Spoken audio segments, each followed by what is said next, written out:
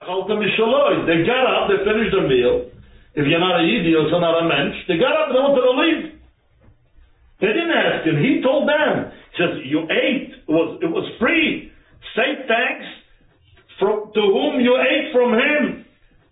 Svurim atem shemishaliach altem. You're thinking you ate from me?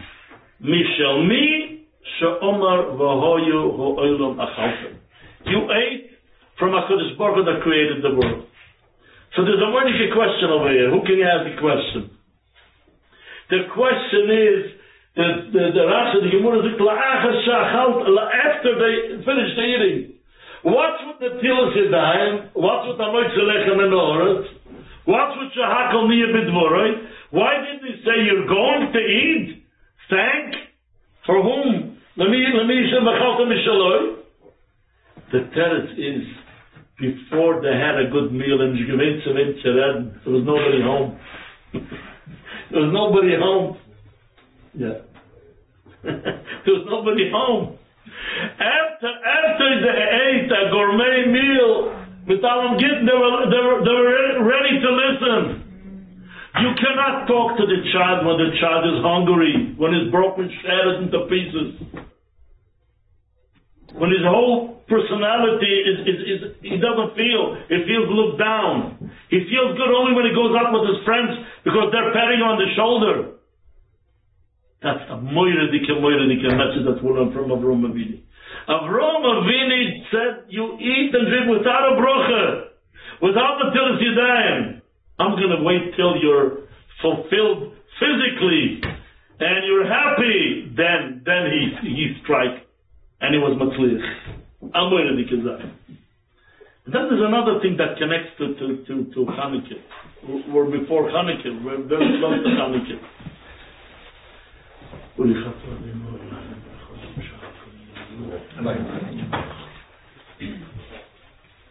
We know Hanukkah. The Gemara says, Ner Hanukkah ish betzai. According to the halacha, it's enough to light one candle for the entire house. Hamahadra, ner lechol echad. You light a ner for every member of the family. Hamahadra and hamahadra, the halacha kebezilo, that the first night you light one, and then you light another two, and till the 8th day you light 8 candles. The Beshamai say the opposite. You begin 8 and you go down. And the halacha kebezilo, what's the pshat? Beshamai is midas hadin. He was a big captain and he was very extreme. The Riyah Kodesh, he was a big midas hadin. He said that avodas Hashem, which is nimshul la'or, at the ner mitzvah v'torah, you begin with 8 and you go down to 7, meaning you begin to learn a lot, and little by little you feel that it's not enough. It's not enough until you go down and you feel it's not that you're doing less. You feel that it's not enough. And if you feel that it's not enough, then you can add learning. The Basilah says, the Riyah Kodesh says, the Besham is not going to be Aloha Los Global. In this world, Aloha Kebasil said, you cannot raise that way the children. Children you want to raise, the Yoim Arish Madlik Echad. A little lechtele. You learned a half an hour, you came home from Cheder, wow, bring in a lachaim, make a big deal. The second day, be moitzev another lecht. The third day, another one. Moitzev ahoylech, little by little. Then you will be matzlich. And that's the second nekuda that I think we know about communication skills and seeing how do you make the child, not only that you give him all of this is very good, but how do you give him the feeling that he's accepted not only because of he's your child, because the little that he's doing is very choshev in HaKadosh Baruch Hu's eyes. And if you'll do it, I think it's a twist that adds unbelievable siyata d'shmaya BELZ to that the biggest danger of a child is when he is on a rebellion trip. And that's very, very important. When you rebel, those children who feel that they were mistreated, that the malamdim, and I marked for myself, which is a big exact that how it all begins. And it's unbelievable. Why? Because all of us have smaller children to deal as well. He said that 12-year child, a child is small in size, and she's scared. I'm talking to Zachar and the Kivat, they're both the same, right? Well, we're talking about both. They feel that a child feels that the world is so big, it's so scary. Who are the pillars of his life or her life? The parents, the father and mother. They think that father and mother are God. This is my God. And they go out in the world, they go to school, and they see big people, the Rebbe, and the teacher, and the principal, who are grown up very, very big. And they know, these are the people who are going to help me. And all of a sudden, these people who are supposed to help the child are knocking them down, insulting them, and they come home and they don't know what's happening. They're lost.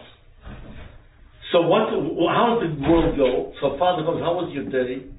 So the child says, Rebbe, you ashamed of me. And so he explained to him, he has so many talmidim. That's the way it works. And he's a little bit nervous. And they have to act nice. The child starts understanding. I always say, you talk to a 2-year-old child like you would be 40, but in his level. Don't disrespect him. You explain to him that Rebbe was nervous today. You will see how the child reacts, how he understands it. But if instead of explaining him and understanding his pain, how would he say? He came home, but he said the Rebbe gave him patch, he gave him 2 patch. So what did the child? The child feels lost. His world is scattered. The father doesn't understand me. He's lost. That's how everything begins. And when he begins to rebel, the worst thing. Now, did you ever mention that? I remember that the worst thing for a child when he's on a rebellion trip, and that's the way to begin. You don't accept me the way I am, I'm going to show you. I'm going to smoke. And when parents accept them, they are stopping the rebellion trip. There's nobody to rebel against. They're letting me do whatever I want. They're accepting me. When a child starts to rebel, then he starts thinking, then he starts understanding you. This is a Shabbos dish. I have to respect others. When he is on a rebel trip, it is This is very, very... There's somebody here from Eretz Yisrael who came to me after Shabbos, and he's a big mumcha in Chinuch. So we were comparing notes, and he knows his stuff. And he went to Lakewood, and there were 70 parents over there in Lakewood, Nebo. And somebody told him the following story. His kid came Shabbos by Kiddush into the dining room, and lit up a cigarette. And so the father was sitting there making Kiddush, and the kid is smoking in his face. And the father went ahead, and he lost himself, and he took the Kiddush cup, and he threw it in the kid's face. And the kid got angry, he cursed, he ran out. And he came back 5-10 minutes later, on the outside with a baseball bat, and he broke all the windows in the house. So they asked this guy, what should we do? And I said, I take only the worst cases. 9 out of 10 calls I don't take.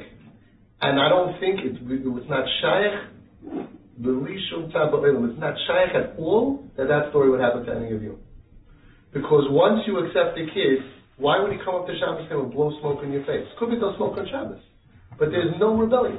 We kill the rebellion. And each of you here, once a year, over a year, shaking your head, because, right, or even younger. The rebellion's gone. And most of the fuel of their rebellion, when it gets recharged, that's when they do much worse stuff than the bad stuff that they would be. So the kids are spiraling. They're both going to spiral. This kid, the parents are yelling and screaming at them. They spiral much deeper, much further than they ever would have if they go this way. And instead of lasting 2 years, it lasts 8 years, 10 years.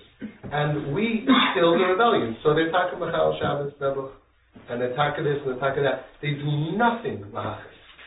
And if you look at all the stories, most of the terrible stories is when they're doing lahachas. And we really don't have that. Because that's exactly what the rule is saying. Kill the rebellion. But the way that, my tool to kill the rebellion, like Reb Chaim Cohen was masber to us, that penicillin kills sickness. Penicillin is mold. We use the sin to kill the sin itself. We're killing the rebellion and everything that comes with it, and all the damage and all the chill, everything, and all the trauma and all the stories by weddings where kids came in drunk and ruined weddings and ruined life, which I heard we do not have at all. We're killing that with an iPad. We're killing that by saying, I understand you, you have needs, I'm not against you, we love you, we accept you, and we're shtitzing you.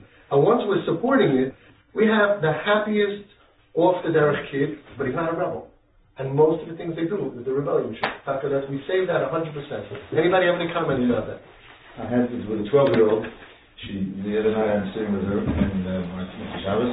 And it was very smooth, long, smooth, and she's talking about the video blogs and which ones are good and which are bad, but they listen back and forth and now.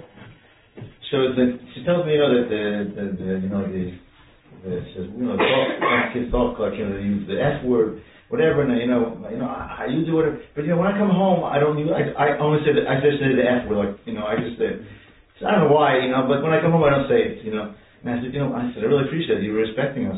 I really appreciate, that you respect us and that you, and she, she accepts it. But that's exactly the whole thing. She's not rebelling. She's not. That's right. We expect, okay, you want to talk about it? Fine, whatever. And then just another way of explaining it. There's a passage that says, "Mayim genuvim yimtok." Stolen water is sweet. Stolen water is sweet. I always say, I always bring this example. It's an example that I experienced. That and that's a throw. The children, the bocharim smoke. Now not anymore. But they used to smoke a lot. So I remember when my children grew up, they went to the yeshiva. They were 14, 15. Each of my children did it. So what do parents do? They go like this. The guy to the yeshiva, listen, I don't want you to smoke. If I'm going to catch it, the child says, no, I'm not going to smoke. He doesn't want to smoke. But then he sees all his friends smoking. And he remembers that the father said that if I'm going to catch you, I'm going to say, it's a game. My father can't catch me. He's in the Rechaim Naram, I'm in yeshiva. So you just try one cigarette, that's the way you start smoking. I said, no. I said, children, I can't control you. And if you want to smoke, you'll smoke. It's not I'm just begging you, and I'm giving you the responsibility. I'm trusting you. For a responsible person, it's not to die. It costs money. Your mouth is going to smell. None of them smoked because you don't give them opportunity to play games, cat and mouse. You gave them power. I gave them power. I said you're a hand, and I can't do anything. You're going to smoke? I can't do anything. So I'm a little twisted. So I did what the Ru did with my kids, who are also in their yeshivas smoking, and they're from the yeshiva who don't smoke. I did a little bit more. My kid was 12 years old, came Purim, Tati, can I have a cigarette? I said, on one condition, you smoke it with me. No problem, okay, only Purim, smoking with me, good. That Purim came, I said, no, I took out a cigarette, are you ready to smoke? No, a little bit later. He didn't smoke. 13 years old, like my kleiner, I did it with all of them. I said, oh, Purim's coming. Purim, all your friends are going to smoke. No, we'll have a cigarette, but only with me.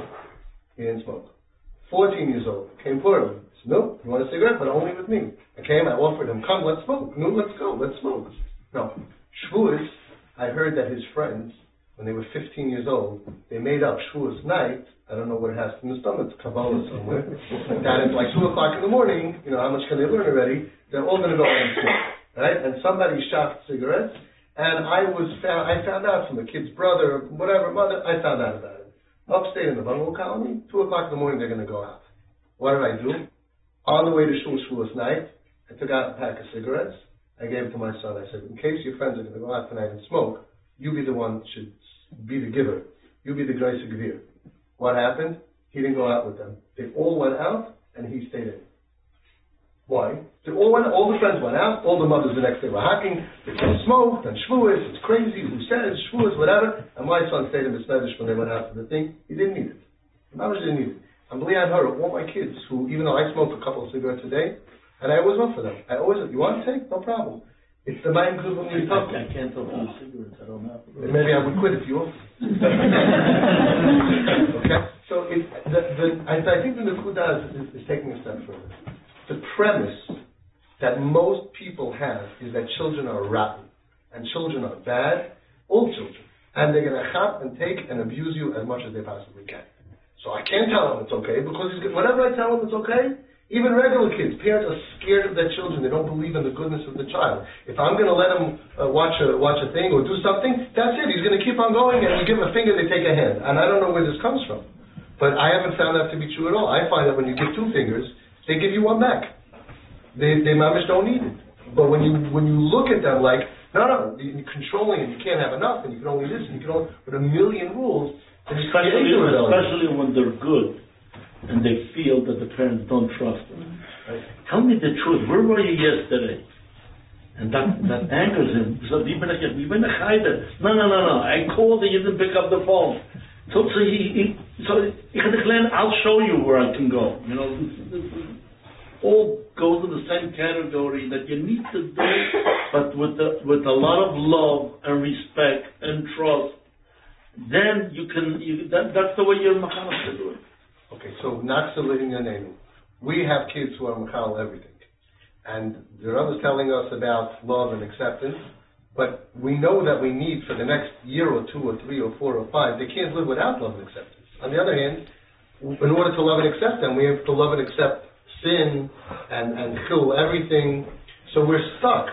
People are stuck. They say, yeah, okay, you want me to love and accept and trust my 7-year-old who comes home learning holidays? No, I'll learn how to do that. But now with my 16-year-old girl, and she goes out not me, she stays out all night, how can I show her? Now we know that without love and acceptance, she's dead. 16-year-old girl, we understand that. She's dead. She's going to find someone else to accept her. So she can't go. You can't tell her, listen, when you're going to be good, I'll love and accept you. You know, she's going to say, when I'm good, I don't need you. Like the Booker from Monroe that I always quote, he came from Sweet Home, and he told his father, he said, Tati, if you're not going to stay with me and support me, when I do sins, don't come looking for me, right? They don't need you when they're good. So now they're going to go through 2, 3, 4, 5, 6 years.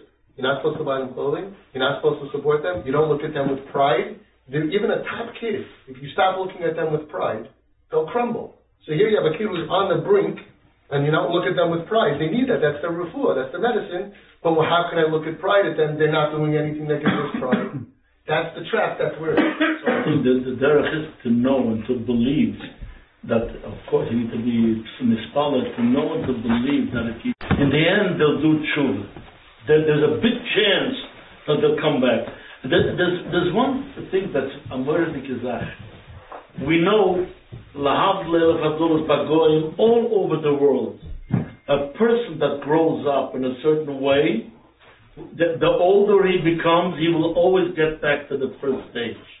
There's a nostalgia, or else he didn't have it, but he had a few good years.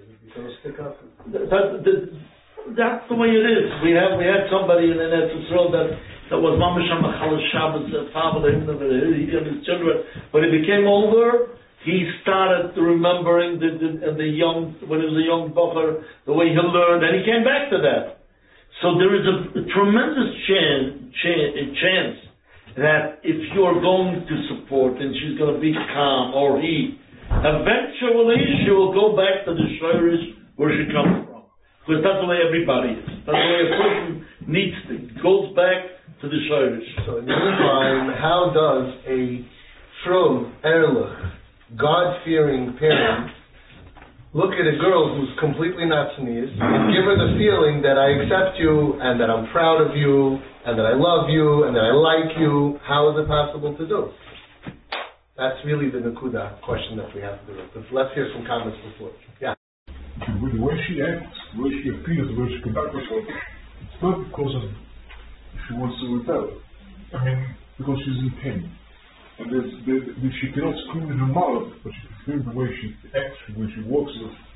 And once you understood it, it's you didn't have when you told me. Later we saw like big steps. I recognized last week, but the way you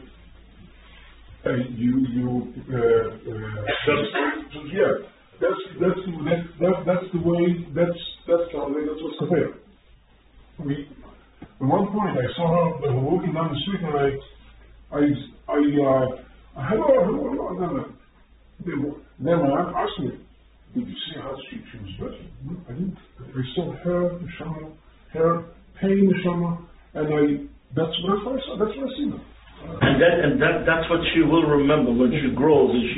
Because one of the things, dressing especially good, one of the things is they're looking, they feel nothing. They feel that they're no good.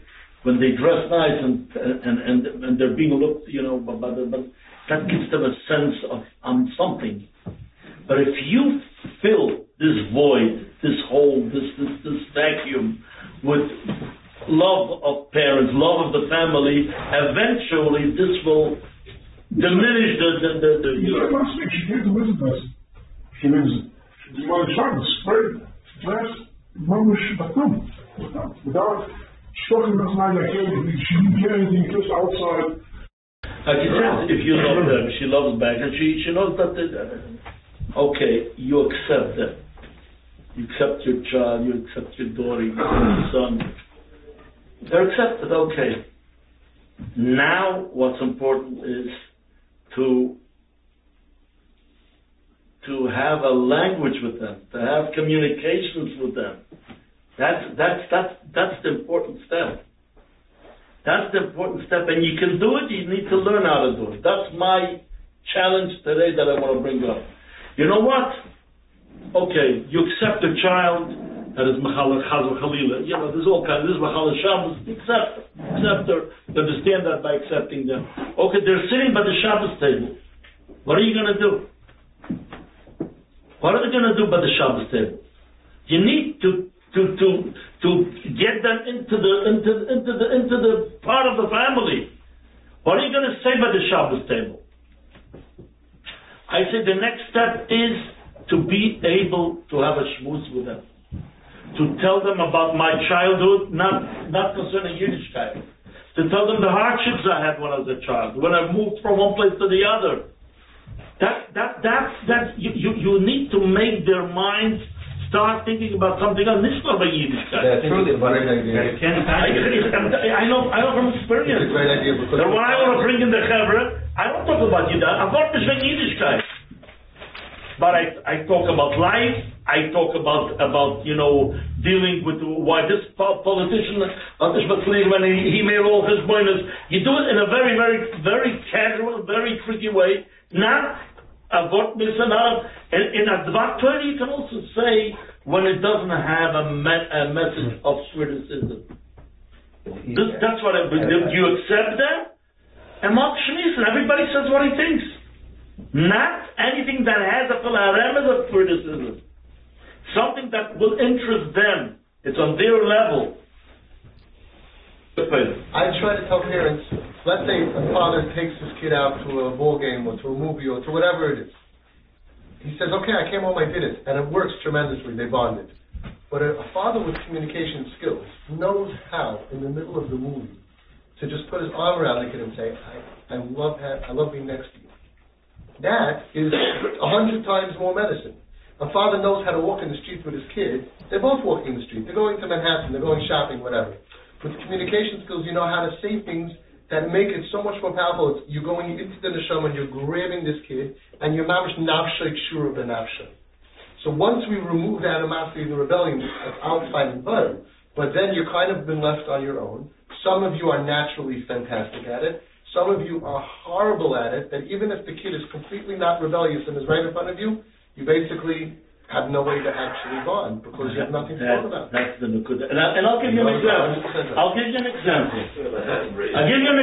If I would have such a child, and I said, we have such a child because we're all together in it. That's why I'm sitting here. Really, We're part of our family. It's not you, it's not me. I say to parents, they say, how can I deal with it? I said, it's not your child, it's HaKadosh Baruch Hu's child. He just gave it to you. It belongs to Klal Yisrael. They're responsible just like you are. But I want to give you an example, and I mean it but you need skills. For example, we have Parshas Vayetze. We're not talking about a child that's all out of it, and he doesn't know he's shikar, he's drunk, I don't mean literally drunk, you know what I'm saying? I'm talking a bit. I said, I have a question. I would like to share it with you. Maybe you explain it to me, because in your world there's more understanding to it. I cannot understand how did Yaakov Avinu feel when Lavan changed Rachel and gave him Leah for a wife? How do you explain it? Well, how beautiful in the morning. How you little Joe Papa is going to explain? That's their alley, right? That's their alley. So what is he going to say? My father gives me mussar. No, that's one of a million tricks that I can get. But you're bonding. And that's why I'm mentioning it. And also, telling your dilemmas, your questions. It's not you accepting and then you sound like a golem. I'm sorry to say that. There's nothing happening. You're asking what's happening afterwards. Afterwards, you need to be able to trick him, but very, very careful, because Avi's watching. Just a little background from me. I grew up in a family. My grandfather was very strict. My father, we didn't have conversation. I knew my father loved me. We didn't have conversation. I took my son out to eat Wednesday. They asked me to come. I said, he called my wife. He has a good relationship with my wife. I'm very worried. So my wife said, what are you going to do? What am I going to talk to you about? We have nothing to talk about. What are we going to talk about? So, okay, go out to eat and basically ask questions. What do you do in this situation? And I didn't feel that I was connected. Not that I wasn't connected. I didn't feel that I was pushing conversation, which is this. And I didn't feel that I told too much because I don't talk too much.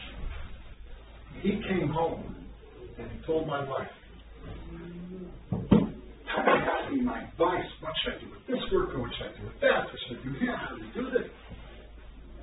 He was unbelievable. He felt like the respect. Good job. How many times does it take advice from them? You have to make it sound real, because when you have the skills, you need to feel that you're grabbing his neshama, that you're together with him, that there's a schmooze. Shabbos, I came home from shul, and one of my other children was in a very, very bad mood. He didn't want to come to the table. Didn't want to. This son, because the kid was so elated, he took whatever he learned from this little communication, and he went down and he cheered him up and he did. Unbelievable. And he lifted him up. This is the point. When I saw him, I was shocked. He schlepped him up to the table. It's not a child that comes to the table. The kid of it. He schlepped up the other one to the table to calm the child. He made him a good mood. He made him happy. It was unbelievable. What did you do after that? I spoke to him. I told him how proud I was. I said, it's such a wonderful thing for your brother to take him out of a bad mood and bring him into a good mood. You did such a wonderful thing. Thank you. Good job. Thank you. Good job. That's excellent. All right. Very good. It's very good. We started doing that. My husband also felt that it's time that we talk to them and we get along with them very, very well. And it's fine that either they trap us at the Shabbos table, always with such questions that we really don't really know the answer, and we start getting so defensive. For example, my husband started saying, "Ich will wissen, was you made him sit in the phone Shabbos." And I was explaining. Or one time, or my daughter was like, "What do you mean? I don't know diet in the Gemara. Not everything is one. Who says that your diet is right?" And then we start getting into a whole. If if you have communication skills. That's the communication I'm missing. That's a fantastic question. I never thought about it. I mean it. That's the way I would say, wow, Ken's not going to make me cut out. Why? He's using it anyways. You're talking about skills. You need to learn it. It's a skill. I didn't invent it. If you're becoming defensive, and that's what he wants. But if you would say, stop praying, right now, you'd say that's such a good question. Maybe we can use the after talk. If you would do it, you would first of all, and not make fun of him. It's a good question. Then he's testing you. He's throwing the ball and he wants you to catch it. It's a good one. That's all. So what did you do? You disarmed him. It's called disarming. If you accept him and you don't make fun of him, you disarm him. He wanted to check you and you withstood in his lion. That's communication skills, yes. Again, if you don't fight him. You say it's good questions, I'm not so intelligent. The Rambam was smarter, and it's a good question, I would like to understand it, like to learn. If you don't fight them, little by little, and like I said, with all the other tricks, give them compliment what a good girl she is when she does something good. When she does something good. I'm sure she does something good. There's no such a thing. Something, helping somebody. She is on the trip, on the rebellion trip. You can't stop. She's going 100 miles a minute. Everybody here is in a different stage. When she's on the rebellious trip, where it's like you want to know how to treat Hatzula comes. Okay, if somebody's in cardiac arrest, this is not the time to talk about it. You're doing Ladati fantastic with her, because you took her out of where she was suicidal and running out. Lamasha, she's home. Lamasha, you're taking care of her. Lamasha, she's calming down. In another 6 months from now, Be'ez Hashem, if things just calm down a little bit, the blood pressure starts to get a little bit lower, you're going to be able to use more skills. But his first answer was really right. She's out of control rebellion. No matter what you say, she's going to throw it back in your face. So just smile and accept it. And keep on giving the medicine until she calms down. And then we could already get a bit more sickness to what the Rebbe was saying about the communication. You can also give her, you don't have to repeat it, and she throws it back. Justify.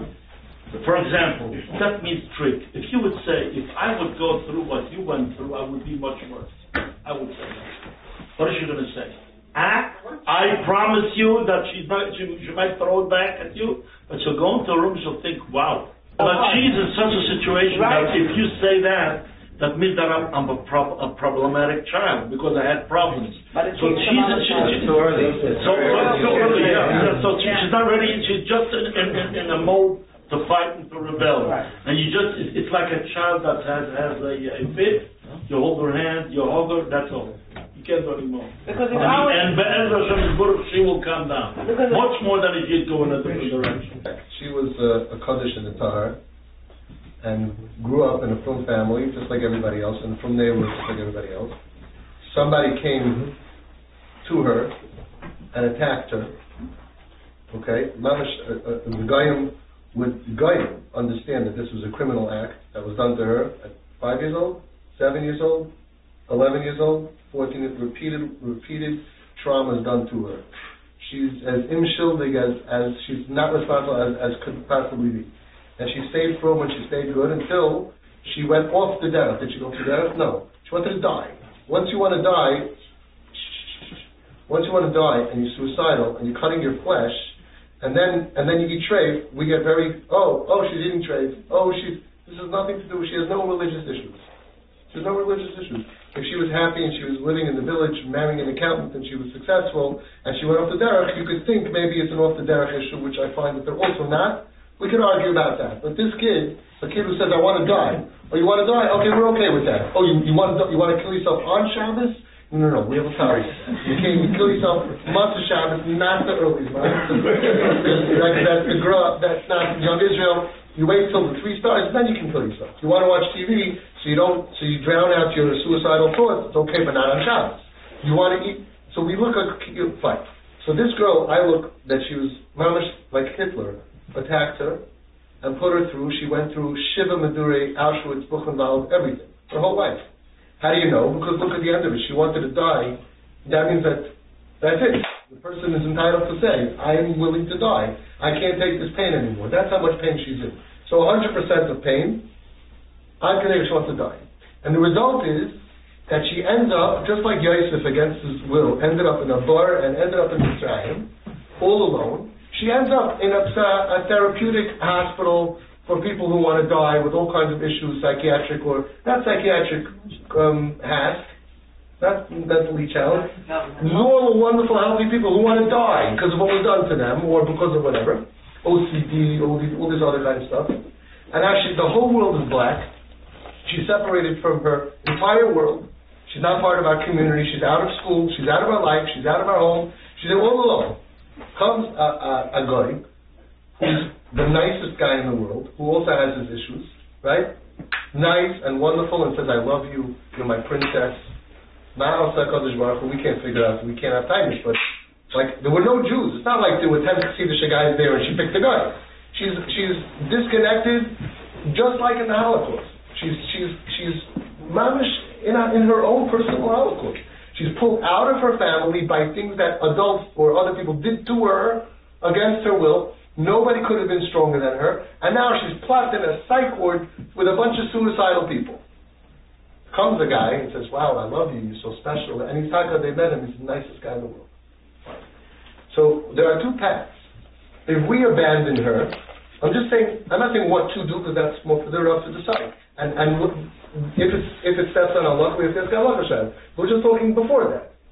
If I abandon her, because your lifestyle, even though it's healthy and it's nice and it's good, and you're not hurting anybody, and you're not stealing, you're the most wonderful person in the world, but you're doing things not according to the Torah, so therefore I'm abandoning you, you're on your own. So the chances of her ever coming back to our Yiddishkeit goes down to pretty much zero. And honestly, she shouldn't. Because if you did that to me, if I was stranded on the corner, and it was raining outside, and I was freezing, and I was almost dying, and you passed by in a car, and you said, I'm sorry, but the Torah doesn't let me pick you up, and just die. All alone, just be alone, without sound, whatever. I don't see myself, let's say you said that's the minhag of BELZ. Not to pick up hitchhikers, and I'm hitchhiking and I'm almost dead. I don't see myself, coming to BELZ too much after. So you're telling her, really, as a human being, you're a carbon. You're a carbon, and you're sweet, and you're nice, and you never hurt a fly, and you don't hurt anybody. And now you found love, which as a human being, I'm very happy for you, that you have somebody in the world, because you're still going through psychiatric illness and you can't come home, and you're going through trauma facility that he's going to also, and at least you have, as a human being, the Herigish is, I'm happy for you. I'm happy for you that you have a big chance that you're not going to throw yourself off a bridge, because you have somebody who's being there for you, and we can't. And I'm going to support you, and I'm going to do everything for you, so that way one day when you're healthy, and you don't want to die, you're going to be able to come home, right, with the shlyt, and hopefully, as we know, almost all the stuff to end up leaving, even though here, it's a little bit different, because he's like a great guy, and we really weren't there for him. I mean, what did Klal Yisrael do for her? Nothing. And he was in the right place at the right time, unfortunately. But usually they end up going bye-bye, but at least we have a chance. Or, they never get married, they have a child, the child is Jewish. Is the child going to come home to Babi and Daidi? If you have a great relationship with her, yeah. If we tell her, I'm sorry, we cannot support you because Torah latnish, we lose the whole future. That's a fact. Nobody's going to debate. Unless we find a way to make it work, and we say, what are you talking about? Of course you're our child. We love you just like all of our other children. Here's $2,000 a month, spend it any way you want. You have to maybe say it this way, say it that way. But we get the job done that she feels supported and loved. Then we have a hope that when they have a fight, and she goes running, she's not going to go running off a bridge, she's going running home. Or we have Chas v'Shalom, if it gets to marriage, then at least her baby will have a Babi baby. And then they're going to come for Christmas, and they're going to realize there's a Hanukkah left, and he's going to say, Babi, what's this? You say, oh, it's Hanukkah. What's Hanukkah? I only know about Christmas. Many of these kids, there's so many stories of people coming back the next generation, or 2 generations later, there's a hope. So as far as I'm concerned, not halachically speaking, there's 2 paths. One is horrific, and it's basically kares. You're basically snipping away at her ever being, what do you mean, you abandoned me when I was in the psych ward, and you couldn't support me in my struggle to stay alive, to go to trauma therapy, because the place didn't have a hechsher, the food. You're crazy people, you worry about what I'm eating when I want to die, and I'm not from enough for you, so you don't support me, so you're happy that I shouldn't get the trauma treatment, so I should die? So I think the question has to be, if we're going to save a life, is it possible to find a way that it could work? Because where's our heart? Am I looking for Ptur? Or am I looking for... The question is, you're supporting her, you're not supporting him. You support him as well. No. You're supporting her. She has the bchira, that's all. If you pay for $3,000 for her apartment, does it matter who you're supporting her. You are supporting her, and she is in such a situation that she's a bullet. That's where everyone has a different, not Baruch Hashem, not with Goyim, and not with this, most. But you're supporting her. If your question is that you need support for him as well, and you need to support the marriage, that's not what you're asked to do. You're supporting her, that's all. It's your job. The question is like this. I'm paying for my daughter. The question, it's much easier that way if he's only supporting her. Meaning, even though he is the hand from it. I think the Chazon Ish, somebody that had a son who was also there, and the son said, I want you to buy me a car. And the father said, right? The Chazon Ish. Father said, let's just catch up whoever doesn't remember. The father said, right, that I'm not going to give it to you, and the relationship got worse. The Chazon Ish said that in this situation, it's Kedai to give him the car without any Tanai, okay? Because this way, you'll have greater influence in the future. So, you give him a car, even though he's driving your car on Shabbos. Now, I don't hear really the question. She needs an apartment. You say, here's $3,000, enjoy yourself. You're responsible for who she decides to do and what she's going to do on her time at night. And what about our regular kids? Every Avera they do in your house is on your Averas. Kids don't do Averas. Bachrim don't do Averas. He has the question that I'm paying for them to get together. That's the way you put on the question. But that's not the question. Unless you're supporting her, unless I'm paying for her to go away for a hotel room with him. I don't know that they're going to do a big Avera. Small Avera. You pay for her to go to the hotel room. That's all. It's not your business with whom she's going. It's not your crime. This is a Kalach from Muhammad. Yeah. And he was able to create the world just with our time. Very easy to him. First of all, okay, I got an answer for Kullelim about this, and I was able to view the time. First of all, why do we need to doubt him so much?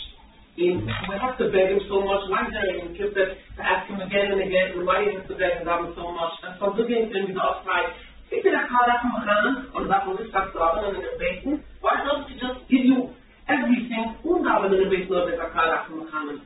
Second of all, if you're caught up in Muhammad, how is it just if a whole lost dimension, molest and zindigen, so unschuldige Kinder, oder der unschuldige Kinder schon lecker, she was on Craigslist and they were perpetrating on Craigslist, saying she has not all the dirty things. And what's the way of it, Schmidt-Lieben? So not only just wonderful people, all the 30 people on Craigslist, just giving different addresses and different whatever. Email her, look at Craigslist on this and this, whatever, so you're going to see what the distract all about. So she looked at it, there were 30 dirty things that maybe one or two people posted. And then she came to me, she said, they sind in Eden, und wo sind eigentlich mit den Schadenen? Aber wenn er also, ich verwusst, die Chef nach Harach und Hannen, also noch zu sagen, was für Menschen, in meinem Kind, whatever. Maybe she was molested. If you ask this question, your mission is not to answer her. Because if you're angry at somebody, you believe in it. If she wouldn't believe in Hashem, she wouldn't ask questions. And when she has these questions, it's expression of her pain from somewhere. So I don't need to answer everything. I'm not so intelligent. You have very good questions. That's what I would say. It's very complicated, but you have a very, first of all, validate her question. When you validate her question, you see, when she asks a question, she throws a ball to you. What do people do? They throw back the ball. She doesn't feel like you caught it again. You say, even if you have an unbelievable answer, First of all, sa'az and akasha. I'm impressed how deep you think. And you repeat the question. That's the only way they feel they were heard, and then they're able to hear. I'm davening all day long, not because of him. He doesn't need it. It's for me. That's what I told her. Okay, then you can do it. First of all, her question is a challenge. It's expression of that. That's why I'm here tonight to say that it's not enough to buy a bomb. And it shouldn't even sound the least is that it's such a great idea that it's unbelievable. I'm just adding salt to the tafshel. That's all. But the Friedman taking the kinder that Abi says the kinder when she's not around, you understand, she has a problem. She's not well. Children, not only that, it makes them more well and more strong and more powerful. Our children grow up with that, not knowing that the world is complicated. They're learning. They're learning from it. Sure. They're learning that this is developed, but she is challenging you. And when you learn how to communicate with her on a serious level, because I'm going back to the idea in the modern age. It's not Mordecai Ryan. It's not a Mordecai thought that we're enjoying because we're getting back to nature. Some Mordecai I would even add, that's why they say that after a person dies, after Manicha, because it's going back. You go along, that's communication.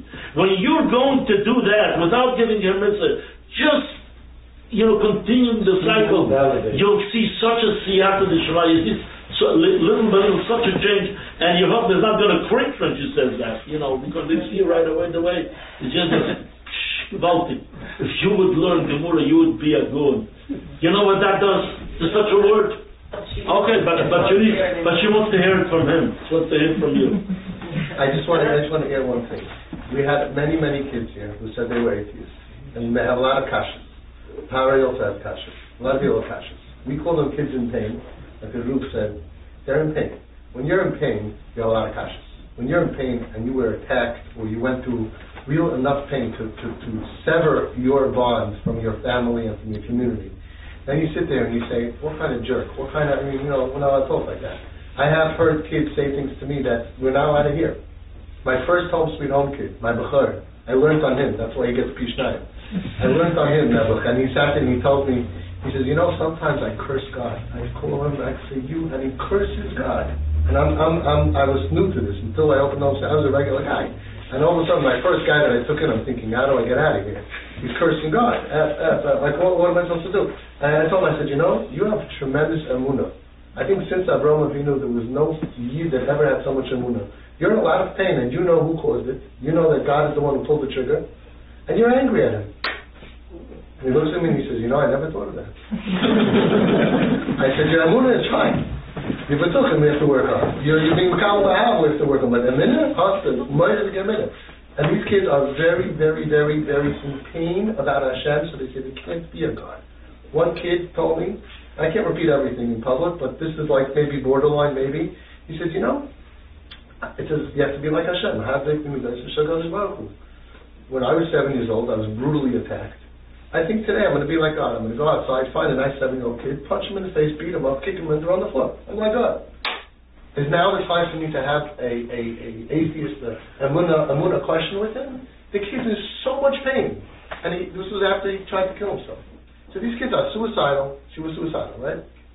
Suicidal. When someone's suicidal, they say, there's no God! We say, right? A lady who's having a child, right? And she has no epidural.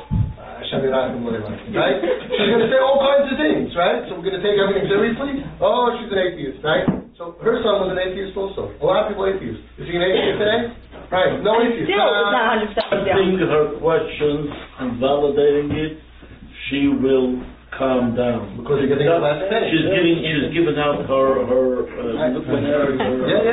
Now, her pain. She's giving out her pain. Let me ask you a question. Which method did you use to convince him not to be an atheist? You used the Rambam or the Nebuchim, Eisha Torah. How did you debate him? Hold on. Is he smart? Yeah. Very smart? Very. Brilliant? Could be. Okay. Valedictorian Hebrew. Valedictorian Hebrew and English in the big yeshiva. Okay. So he's very, very, very smart, and he's an atheist, and it's easy to be an atheist. How God make the Holocaust? I mean, that was so easy, right? So how did you make him take him off of the atheist to make him realize within a year and a half that to do about Shepherd? You should go ahead and you should work for HSR. Before you, I did argue with him. I did. I thought I knew it all, and I argued with him. But after that, he told me that it's just pain talking. It's just in pain. They don't know what they're talking about. So I think with time and what you do with all these classes, I think that's all. So all of a sudden one day, he says, oh, there's a God. What happened to all the questions? You had questions for 4 years, 5 years, 3 years, and all of a sudden all the questions are answered. You know why? You don't have any questions. There are no atheists. None of them are atheists. They're all in pain. You look at Footsteps, I'm not going to talk too much about it, but they say themselves that 50% of the kids on intake report being sexually molested. You're looking at a big trauma center. You're looking at kids saying, ow, ow, ow. There can't be a God. I have a kid in Home Sweet Home whose father beat him very bad. And he can't believe Karake. He doesn't say Karake Mavabonim. Rosh Hashanah says Karake Emabonim. Okay? So first he didn't believe in God. Then he said, okay, God, okay, but he's not maybe an aim. It's a process. They're in a tremendous amount of pain. If somebody lights you on fire, that's how they report feeling. Like, I'm mamish in so much pain. It's not a time to have debate. So the Rebbe is saying, first of all, that's my first experience when I learned years ago that it was amazing that one after the other, when they began going over the derech, the first time I thought it's just a one-time thing. That they had a problem with their father. They're always connected. The Koracham of Albonim. The minute they were angry on their father, they were angry on Hashem. I had someone that wrote me an email. He wrote me an email. He doesn't understand. I don't want to even repeat, what Muslims have a Tzaddikim and etc. He had questions, a garbage of questions. I told him, you know what? I promise I'll deal with all the questions. Tell me who you are. It's somebody from the Kehillah. Tell me who you are and tell me what you're. I spoke to him on Skype over an hour. And it came up, what's with your father? No, it's not relevant. I said, you want me to work with you? I want to know. Let him drop dead. The worst thing in the world. It came out, and I remember it so clearly, it came out that after he got married, he dared stand up against his father, then he started having problems with Hashem. Because having problem with the father is having problem with the father and him. And you know what? I made peace between him and his father. I told him your father is really but he's a victim from his father. And I said, you need to become the father and he is the son. And I can't talk to him, but I can talk to you. If you want to have healthy children, make peace with them. I can't call up, how are you? The minute that it started getting into place, he never asked a question. He became a Friedman man. And once when I did, I said, you left. I want to hit the child. I said, I have no more questions. You know why? It's not questions, it's answers. She's not asking a question. She's giving a statement. I'm in pain and I'm angry at HaKadosh Baruch Hu. She believes and she's angry. She's not asking the question, she's giving an answer. And the more we come forward dealing with the pain, the questions vanish. So he doesn't talk about the pain because he thinks you won't understand. It took a year and a half. He wouldn't tell you what a Rebbe did to him in the Cheder because he doesn't know you can trust you. It took a year and a half for our daughter to talk about the pain. It doesn't go. But it doesn't go. But you need to find a way. We know that we're accepting him and giving him the feeling that you understand and whatever he's going to tell you is going to be understood and accepted. Then, but you need to know how to do it. It's very tricky. They say to become a chef because that means I'm a little less guilty. Right. That's right. Not only that. Not only that. When he thought he died and Arturo was standing there, ich gehe jetzt sterben. Okay, Sie willst etwas versuchen, falls ich sterben müssen, versuchen. Okay, fahr jetzt sterben, versuchen, schmeiß so. So, fahr jetzt sterben, versuchen, schmeiß so. He said schmeiß so, Arturo is here. So he said schmeiß so, wow. Well, it's still going from the couple, so it's just but that's anger. That's when he thought he was dying, that's anger because he was molested, not in physical, maybe physical too, physical, but he was emotionally definitely. Definitely. And he needs to open up. In order to open up, you need to open up to him. He doesn't trust anybody. He's not ready to talk to anybody. He's not getting to therapy. We're getting to the same place again and again. And you have a good excuse. What can I do? But there's a way of doing it. And I'm not faulting you, Chazal Khalila, but that's why I brought up this subject, communication skills. You need to go for a course, you need to talk to, the husband should go for how, you should be able to go and hold it on the shoulder and say, "Man, I told him, what? I'm going to put my hand on the shoulder of my son? I said it's a boy, it's very hard. We didn't grow up that way. Man, kids, I love you the way you are. And I know you went through. Let's go, let's go out for dinner. You need to connect to the neshama of that child. Once you connect, he's going to open up like a fountain of water. Everything is going to pour out.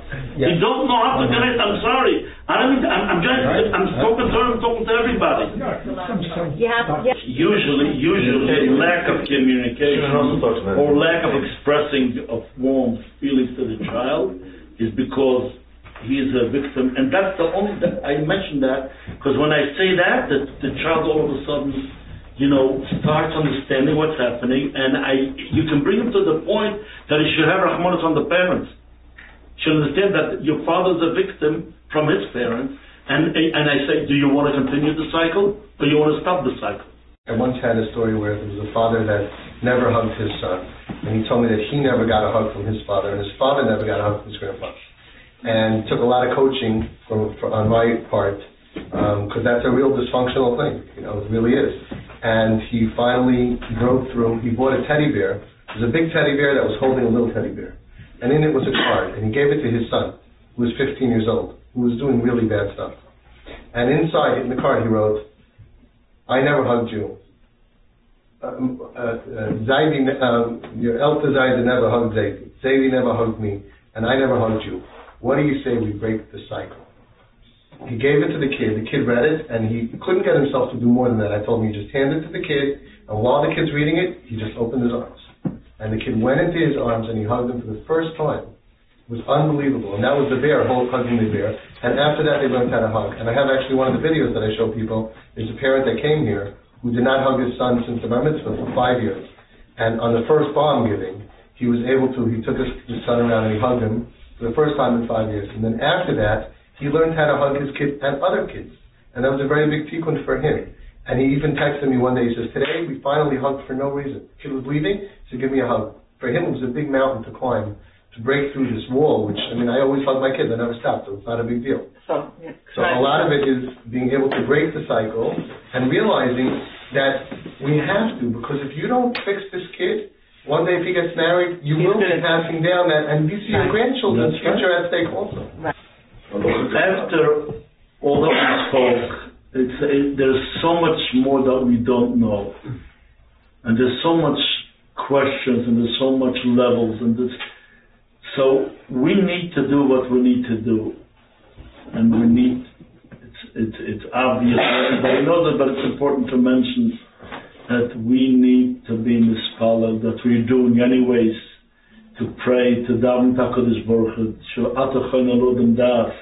and the Lamed Lenish Bina should give us the understanding how to deal with the children, and it's a process of learning. Life is a process of learning. It's like when you learn a sugya, you learn it the first time. Whoever learns, it doesn't make a difference. You learn a sugya the first time, you see, wow. You learn it the second time, you see different new points, and you learn the third time. You are learning your children. That's our choiv. That's our responsibility. And our responsibility is to learn who is my child, what is making him tick, And that goes for all the children. That goes for all the children. Because every child is a world on his own. Every girl is a world on her own. We need to learn what makes them happy, what makes them unhappy. We need to connect to their pain and to the attention that they need, they fail to get because there's a lot of children in the family. And by doing this, learning and paying attention and thinking out of the box how to connect to the children. Every child needs a personal connection. It's not enough that you give a general connection. That's one of the big mistakes. What we do is we give general connection to each child.